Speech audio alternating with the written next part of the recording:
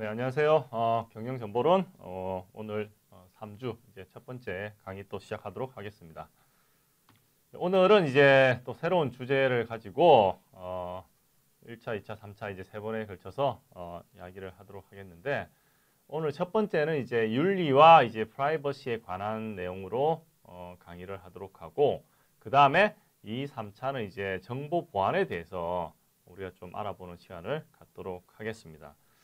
둘 다 뭐 최근이 아니라 정보 기술이라고 하는 뭐 아니면 컴퓨터 인터넷이라고 하는 어떤 그런 것들이 일상생활 그다음 기업들에 상당히 많이 이제 사용됨으로써 초창기에는 문제인식은 했지만 표면적으로 드러나지 않았던 그러한 이슈들이 최근에 이제 더 많이 나타나서 어떤 그 어찌 보면 이제 사용자들이 이제 더 많은 지식과 어떤 그런 역량을 가지고 있다 보니까 이런 문제점에 대해서 이제 지속적으로 이제 제기를 하고 하다 보니까 여기에 대해서 이제 뭔가 경각심도 가지고 이제 이렇게 하면 안 되겠다는 어떤 법도 이제 만들어지고 하는 그런 과정을 여전히 거치고 있는 과도기적 단계라고 저는 생각을 하고 있습니다. 우리가 이야기하는 윤리와 프라이버시 그리고 정보 보안에 관련된 이슈에 대해서는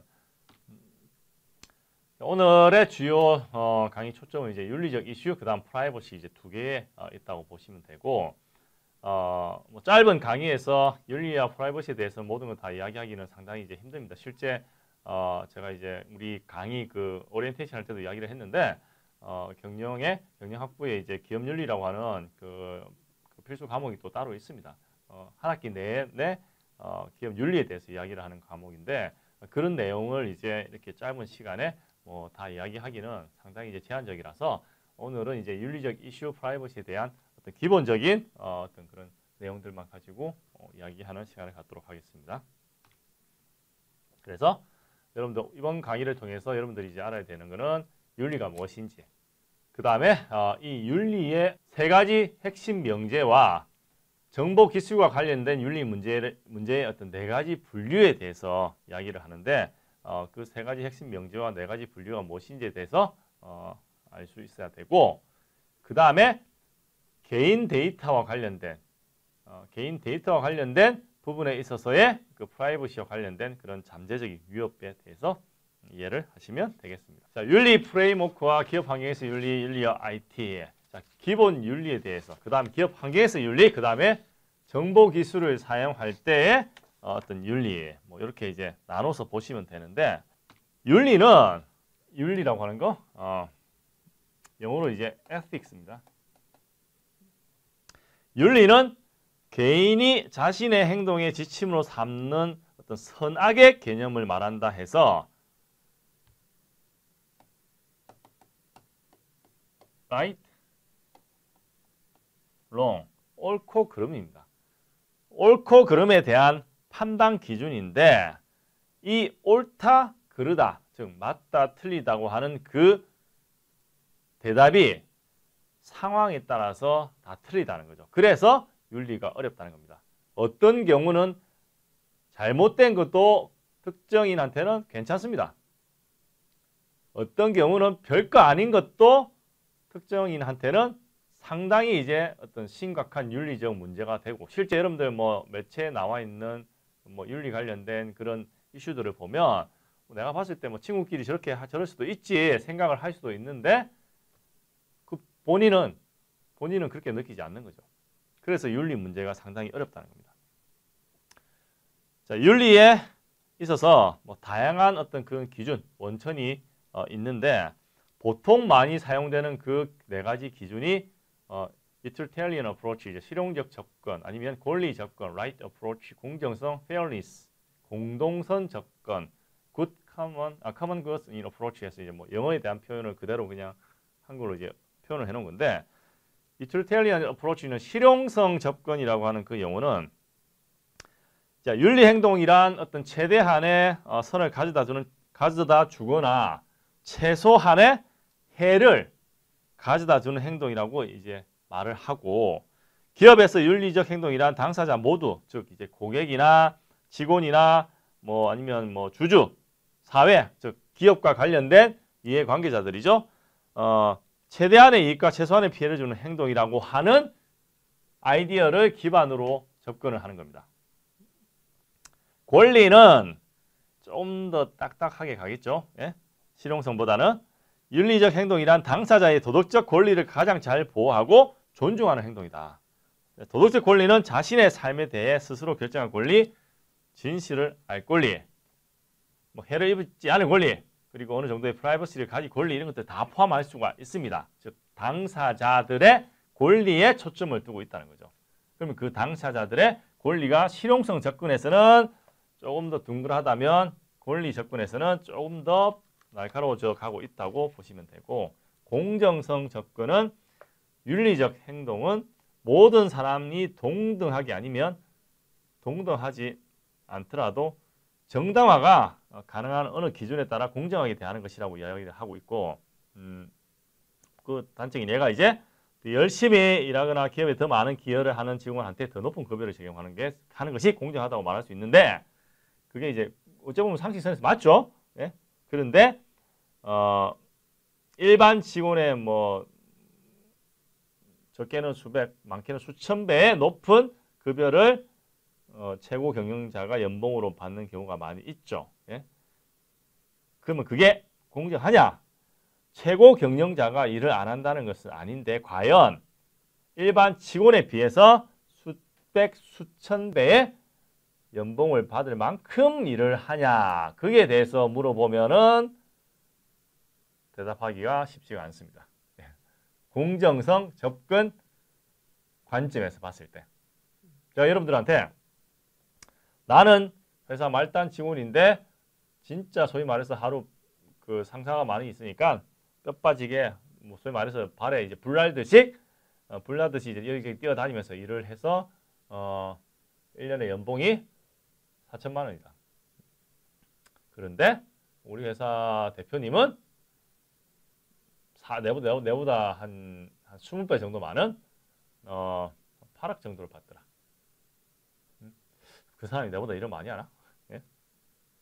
그런 생각을 할 수 있겠죠. 그렇게 많이 받을 만큼 소위 말해서 내보다 8배 더 받으려고 하면 8배는 그럼 일을 더 해야 된다 그 말이잖아요. 예? 그렇게 아니면 단순히 뭐 직급이 높아가지고 그냥 연봉이 높은 건가? 예? 직급 따라서 연봉이 높아지는 거는 뭐 우리나라나 다른 나라나 마찬가지인데 그만큼 책임감이 이제 많기 때문에 윤리적 공정성 접근 방식에서는 그게 이제 좀 이해하기 힘든 부분이죠. 공동선 접근은 사회 밑바탕에 깔려 있는 상호 연관된 관계를 이제 강조하는 방법이고, 이 접근 방법에서는 이제 뭐 타인 모두에 대한 존중과 사랑이야말로 윤리의 기본이라 말한다 해서 이게 이제 보편적인 어떤 그런 모두의 삶의 질에 중요한 공통된 여건을 강조한다 해서 여기에 뭐 법규나 뭐 정책이나 효과적 뭐 경찰이나 소방 병력 이런 의료시설 이런 것들 있죠. 다 그 공공적으로 동일하게 하면 좋겠다 하는데 현실에서는 그게 참 또 쉽지가 않죠. 예. 자, 이 네 가지 기준을 다 이제 혼합하면 윤리의 일반적인 그 프레임워크라고 하는 걸 만들어낼 수가 있는데, 이 프레임워크를 총 5가지 단계로 우리가 볼 수가 있습니다. 먼저 윤리적 이슈 인식, 사실 확인, 대안 평가, 의사결정 및 검증, 행동하고 그리고 결정의 결과를 반영한다 해서 어째 보면은 그 좀 윤리적 문제를 인식을 했을 때 해결하기 위한 단계적인 순차적으로 이제 단계라고 보시면 되는데, 윤리적 이슈를 인식한다는 말은 뭐 어떤 결정이나 상황이 어느 사람이나 단체에 뭐 해를 줄 수가 있는지, 뭐 이 결정이 더 좋고 더 나쁜 대안 중에 선택을 요구를 하는지, 뭐 이 문제가 단순히 법적인 고려사항 그 이상을 포함하고 있는지, 그러면 어떤 것들이 있는지 뭐 이런 것들 문제에 대한 인식을 하는 거고, 사실 확인은 그 상황과 연관된 사실이 무엇인지, 의사결정 내리기 전에 충분한 정보를 가지고 있는지, 뭐 관련 개인이나 단체 모두 상담했는지, 사실관계 확인한다 이제 그런 말 하죠. 그다음 대안 평가는 이제 어떤 해결할 수 있는 여러 가지 그 요소들이 뭐가 있는지, 그게 실용성 접근에서의 최대한의 득과 최소한의 해를 가져올 거, 어떤 선택이 이제 최대한의 득과 최소한의 해를 가져올 건지 실용성 접근 방법이죠. 그다음에 어떤 선택이 관계자 모두의 권리를 최대한 존중하는가. 그건 이제 권리 접근에 대한 부분이고, 그 다음에 어떤 선택이 모두를 동등하게 혹은 공정하게 대하는가. 이제 공정성 접근에서의 그 대안이고, 마지막으로 어떤 선택이 소수가 아닌 사회 전체에 득이 되는가. 이제 공동선 접근에 대해서 어떻게 제일 나을까를 이제 결정을 해야 됩니다. 자, 모든 방법을 고려했을 때 어떤 선택이 상황을 가장 잘 설명하고 행동을 해야 되는가. 그게 이제 의사결정 및 검증 단계고, 마지막으로 이렇게 했을 때 이해관계자 모두를 최대한 배려하고 관심을 받을 결정을 실행할 수 있는가. 거기에 대한 부분이 행동하고 그리고 결정의 결과를 반영하는 이 5가지 프레임워크에서 이제 생각을 해볼 수가 있다. 머리가 아프죠, 윤리적 문제는. 그래서 요즘은 그런 이야기 합니다. 내가 어떤 행동을 하는 데 있어서 상대방이 좋아하지 않으면 무조건 맞지 않은 행동이니까 이제 하지 마라. 불필요한 그 언행, 행동 이런 것들. 물론 나는 친근감을 표현하기 위해서 이야기를 할 수도 있고, 나는 그 사람하고 친하다 생각해서 이렇게 표현을 할 수도 있는데, 그런데 상대방은 나에 대해서 어떻게 생각하는지 내가 알 수가 없잖아요. 내가 아무리 나는 부하 직원을 진짜 가족처럼 친구처럼 대해서 말 정말 편하게 하고 하는데, 근데 그 부하 직원은 나를 정말로 나하고 똑같이 가족처럼 친구처럼 대하는지 모르잖아요. 그래서 업무에서는 선이라고 합니다. 공과 사의 선. 그 선을 안 넘도록 항상 조심을 해야 됩니다. 윤리 강령이라고 하는 게 있는데, 윤리 강령은 이게 Code of Conduct랍니다. Code of Conduct, 윤리 강령. 기업들은 이제 윤리 강령은 소위 말해서 우리 여러분들 경영학부 홈페이지 가면 학생 강령, 교수 강령 이런 것들이 있거든요. 그러니까 학생으로서 지켜야 할 어떤 그런 기본적인 요소, 교수로서 지켜야 할 기본적인 요소, 그걸 갖다 이제 문서화 시켜서 표면화 시켜서 이제 그 모든 사람들한테 이제 알려주는 건데, 기업도 윤리 강령을 이제 만들어서 우리 조직 구성원들은 이렇게 저렇게 행동을 하면 좋겠다. 그걸 이제 그 포멀한 이제 문서로 만들어서 그게 따라서 이제 행동을 하라 하는 겁니다. 윤리 강령은. 그 다음에 윤리의 주요 원칙이 여기 나와 있는 responsibility, 책임과 accountability. accountability도 둘 다 이제 한글로 표현하면 책임이라 합니다. 책임. liability도 책임이라고 다 책임인데, 단순히 약간 표현하면 책임, 책무 그렇게 표현이 틀린데, 그래서 이 한국어적 표현보다는 이 영어적인 표현이 어찌 보면 더 여러분들이 생각하는 게 더 편할 겁니다. responsibility는 자신의 행위와 판단의 결과에 승복하고 책임지는 거. 내가 한 행동과 판단에 대해서 이제 판단으로부터 나온 결과에 대해서 이제 책임을 지는 거고, accountability는 일어난 사건이나 결과에 대해 누가 원인을 제공해서 책임을 져야 하는지 판단하는 거. 그 다음에 liability는 개인, 조직 혹은 시스템에 가해진 피해에 대해 법을 통해 피해 보상을 청구하고 올바른 벌을 하달하는 것. 이제 definition, 의미입니다. responsibility, accountability, liability. 여기 보면 비윤리적인 행동이 항상 불법적인 것은 아니다. 이렇게 이야기를 하죠. 윤리적이지 않다는 게 이제 법에 위반된다 그 말이죠. 법적으로 위반되지 않는 비윤리적인 행동 상당히 많습니다. 요즘은 이제 법으로 지정해 놓은 게 상당히 많아가지고, 예를 들어서 친한 친구 장난친다고 손으로 그냥 뒤에 엉덩이 한번 트잖아요. 그럼 그 친구가 성추행 당했다 소송을 걸어요. 그러면 그거는 이제 약간 이제 그 성추행에 관련된 법에 따라서 충분히 이제 그게 됩니다. 나는 근데 나는 억울하죠. 왜냐하면 나는 친하다 생각했는데, 친한 친구한테 장난친다고 했는데, 예? 내가 중요한 게 아닙니다. 윤리와 윤리적인 부분에 대해서는 상대방에 느끼는 게 더 중요하다는 거죠. 은행이 주택에 대해서 담보권을 행사하는 것이 합법적이지만 많은 윤리적 문제를 제기할 수 있다 해서 은행이 주택 담보를 해서 돈을 빌려주는데, 거기에 대해서 뭐 소위 말해서 이제 뭐 저당 잡고 돈 빌려주는 거죠. 이 문제에 대해서는 뭐 윤리적인 문제를 막 그러니까 주택이라고 하는 게 사람이 이제 거주하기 위한 어떤 가장 기본적인 의식주에서 요건인데 그걸 담보로 해서 돈을 빌려주고 저기 돈을 안 갚았다 해가지고 그 집을 막 뺏고 하는 게 윤리적인 관점에서는 좀 맞지 않다. 돈을 뭐 어려워서 못 갚을 수도 있으면은 어떻게 갚을 수 있는 그런 프로그램을 만들어 가지고 이렇게 이제 해야지 돈 못 갚았다 해가지고 집을 뺏는다는 것은 비윤리적인 행동이다. 이제 그렇게 생각을 불법은 아닙니다. 예? 주택 담보에서 뭐 대출 받는 거. 근데 돈을 이제 상환을 못하면 그 주택이 이제 경매 넘어가고 해서 뭐 집이 없어지는 거 그런 절차가 거치게 되는데 불법은 아닌데 윤리적으로 맞지 않다 하는 그런 이야기를 많이 하고 있습니다.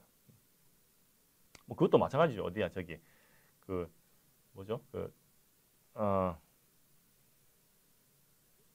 요즘 그 왜 그 돈 빌려주는 회사 갑자기 이름 기억이 안 나는데 아니면 뭐 사채도 고금리 뭐 제2, 3 금융권에서 돈 빌려주는 거 법적으로 뭐 저기 뭐 연 20몇 프로 받을 수 있다 뭐 그렇게 하는데 솔직히 뭐 돈 100만 원 빌렸는데 연 20몇 프로 이자만 해도 한 20몇 프로를 낸다는 게 그게 윤리적으로 맞지 않죠 그게. 근데 불법은 아닙니다. 그렇게 뭐 법이 그렇게 돼 있으니까. 자, 윤리와 IT 관련된 어떤 그런 그 이슈를 보면 크게 이제 네 가지 범주로 나눠진다 해서 프라이버시 이슈, 정확성 이슈, 소유권 이슈, 접속 가능성 이슈 이렇게 나눠지는데 뭐 하나하나 뭐 내용들이 있는데 제가 좀 짧게 요약을 하면 프라이버시는 여러분 많이 들어봤을 겁니다. 프라이버시는 이제 개인이 자신에 대해 남에게 이제 의무적으로 공개해야 할 정보는 어떤 것들이 있는가, 아니면 고용주가 뭐 피고용인에게 적용할 수 있는 감시에는 어떤 종류가 있는가, 개인정보 중에서 어떤 것이 데이터베이스에 저장되어야 하고 뭐 그것에 얼마나 많은 정보들이 있는가, 이런 것들이 이제 다 프라이버시와 이제 관련된 이슈고, 이 프라이버시 관련된 이슈는 여기 뒤에 따라오면서 좀 더 이야기를 하도록 하고, 정확성 이슈는 이제 수집된 정보의 신빙성, 신뢰성, 정확성, 내가 수집한 정보가 신뢰한지 정확한지, 혹시 잘못되면 그게 누가 책임인지, 정보가 올바르게 처리되고 사용자한테 정확하게 제공되도록 강제하는 방법은 무엇인가. 이게 정확성 이슈. 이게 최근에 어디야 저기 러시아인가? 러시아에 어떤 사람이 계좌에 100 몇십억이 갑자기 그 저기 입금이 됐어요. 입금이. 그래서 자기는 은행이 물었죠. 은행에 전화해서 이게 제대로 뭐 별 문제가 있는 건지 아닌지 물었더니 은행에서는 큰 문제는 없다 했다 해서 자기는 그럼 그 돈이 어디서 왔을까 막 생각하다가 자기가 소위 말해서 그 약간 그 도박 사이트에서 도박을 했는데 그게 대한 그 우승 상금으로 생각을 했다는 겁니다. 그래서 막 돈을 썼어요. 좋은 차도 쓰고 뭐도 쓰고 해서 실컷 써가지고 한 60몇 억을 썼습니다. 그랬더니 나중에 은행이 그 이제 회계 연도 끝나면서 이제 결산을 하면서 딱 보니까 그게 잘못됐다는 겁니다. 그래서 뭐 소송을 걸었더니 이제 뭐 법원에서 이제 뭐 6년인가 징역을 줬는데, 그게 참 어찌 보면은 그 사람 입장에서는 또 이게 참 어찌 보면은 상황이 이상하게 참 됐는데, 그 사람 입장에서는 일단 1차적으로 은행에 확인을 했는데 문제가 없었다 하고, 그럼 그 돈이 자기는 아무리 문제가 없었다 해도 그 돈이 어디서 났는지 출처가 자기가 뭐 생각할 수 없으면은 문제가 있는 거죠. 근데 본인은 그 돈의 출처가 그 무슨 저기 그 경기 무슨 그 베팅을 했는데 거기서 나온 상금으로 생각을 또 했다는 거죠. 자기가 그걸 했는데 충분히 그렇게 상황이 그렇게 맞을 수도 있죠. 근데 은행에서의 어떤 그 정보에 대한 정확성을 확인을 제대로 안 한 게 나중 가서 이제 확인이 된 겁니다. 그 시간이 지나고 나서 이게 과연 그 사람만의 잘못이라고 할 수 있을까? 그 개인. 그게 참 법원 판단은 이제 그 사람이 잘못했다 해가지고 6년을 줬는데 징역. 근데 과연 그 사람만의 잘못이라고도 그 사람은 이제 억울한 면이 또 많이 있는 거죠. 뭐 그런 기사가 났었습니다. 소유권 아니면 뭐 재산권 여기. 자, 재산권 이슈는 정보의 소유자가 누구인지, 정보 교환의 정당하고 공평한 가격은 무엇인지, 지적재산권 뭐 이야기 많이 하죠. 이것도 윤리와 관련돼 있는 거.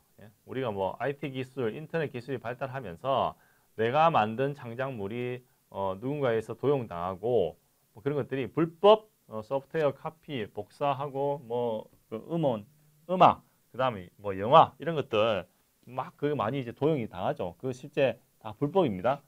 네? 이런 것들에 대해서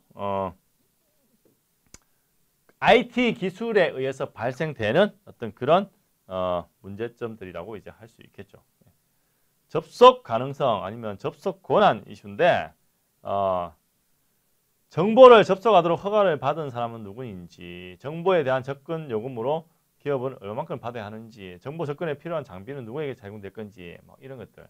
IT와 정보라고 하는 부분에 있어서의 접속을 할 때 있어서의 어떤 그런 이슈들, 뭐 이런 것들이 각 IT와 정보 그 윤리와의 이슈에서 우리가 던져볼 수 있는 질문들입니다. 시나리오고.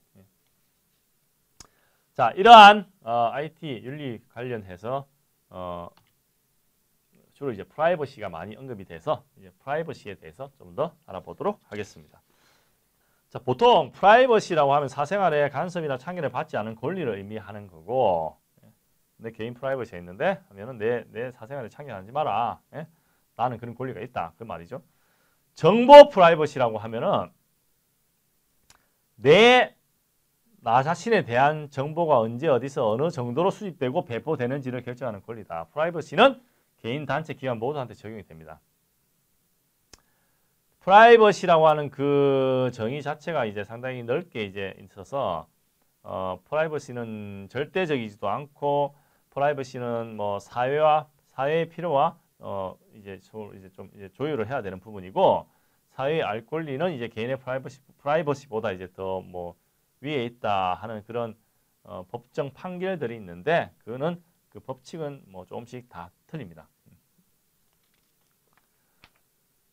먼저 프라이버시 관련된 이슈에서 전자감시, 데이터베이스에 있는 개인정보, 인터넷 게시판, 뉴스그룹, 소셜네트워크 사이트에 있는 정보, 프라이버시 관련된 강력한 정책과 국제적인 국제사회에서 이제 프라이버시에 관련 부분들 어떤 것들이 있는지 그에 대해서 보도록 하죠.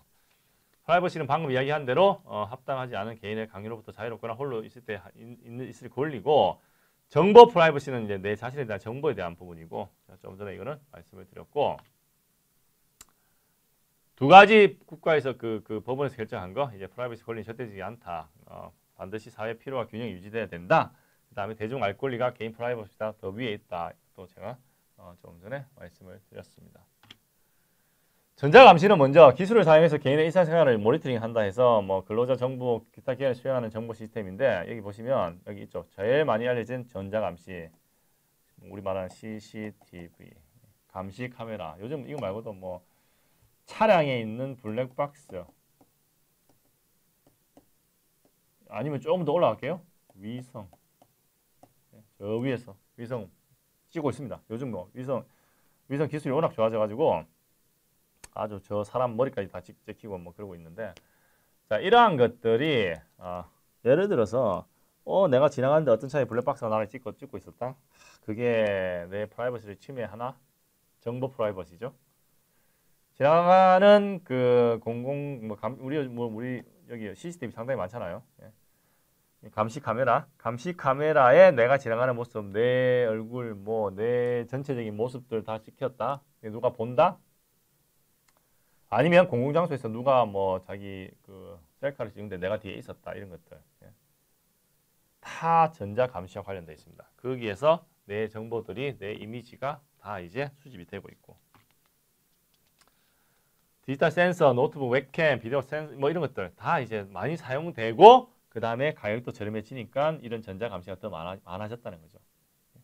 그 다음에 아까 이야기한 위성 이미지, 구글과 마이크로소프트의 스트리트 뷰 있죠. 이 거리 뷰 바로 보는 거. 거기에 예를 들어서 실시간으로 되면은 뭐 내가 지나가면은 그게 이제 누군가 보는 거죠.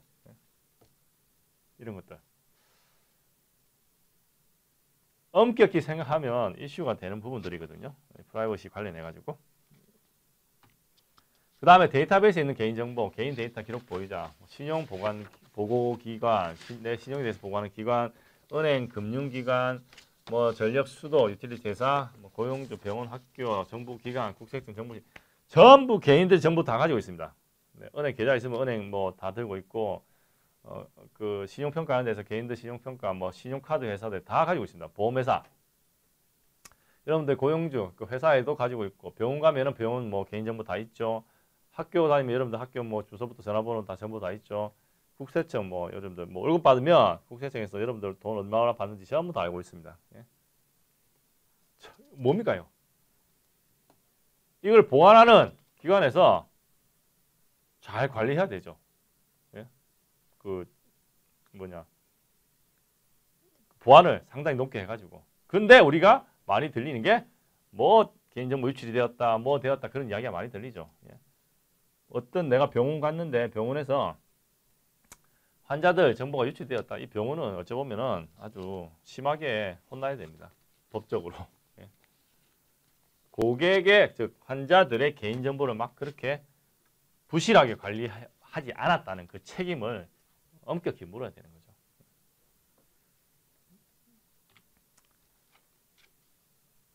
자, 이러한 그 데이터 기록들이 어디에 있는지 정확한지 부정확한 데이터 개인이 수정할 수 있는지 수정이 얼마나 시간이 필요한지 뭐 이런 일들이 개인정보 관련돼 있어서 상당히 주요한데 실제 여기 있는 어떤 뭐 학교 학교가 하니까 갑자기 생각나네요. 저희 집에 이제 큰 애가